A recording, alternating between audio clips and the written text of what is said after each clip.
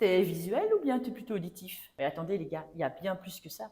C'est beaucoup trop réducteur de parler d'être auditif ou d'être visuel. D'abord, c'est pas ou, c'est et. On a tous des canaux préférentiels. Mais sache qu'il existe également d'autres manières de retenir et d'intégrer la matière. Donc effectivement, quand tu vas vouloir retrouver une information dans ta mémoire, est-ce que tu vas voir ta page? Est-ce que tu vas entendre ou ta voix ou la voix du prof?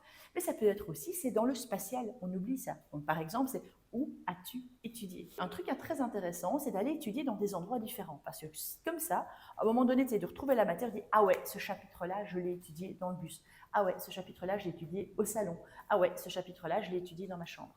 Eh bien, cet ancrage spatial est un moyen de retrouver l'information mémorisée. L'autre chose, c'est le corps, on bouge. Donc, par exemple, plutôt que d'être statique, tu peux marcher en étudiant, mais tu peux aussi sentir dans ton corps des informations. Par exemple, si on parle en physique à un moment donné ou en chimie ou quoi, qu'il y a des ponts, hop, eh ben, tu sens ou tu fais le geste du pont. Si on est en informatique, on parle de circuits électroniques qui sont imprimés, circuit Mario Kart, et tu sens Mario Kart sur son circuit, et puis c'est bien imprimé, par exemple, et tu fais des gestes. Et en plus, tu vas te créer des images ou bien tu vas te créer des histoires.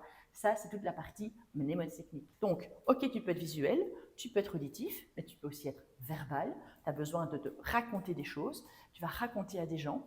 Tu peux retenir d'un point de vue spatial, ah oui, ça c'était à tel endroit, ça c'était à tel endroit. C'est également le mouvement. Et il y a aussi, pour certains, si tu sais le faire, c'est le goût.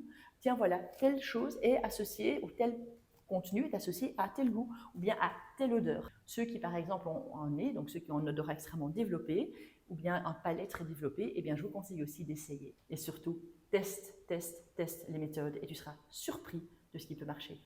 Alors, on arrête visuel, auditif, on est tout et ce sera bien plus efficace.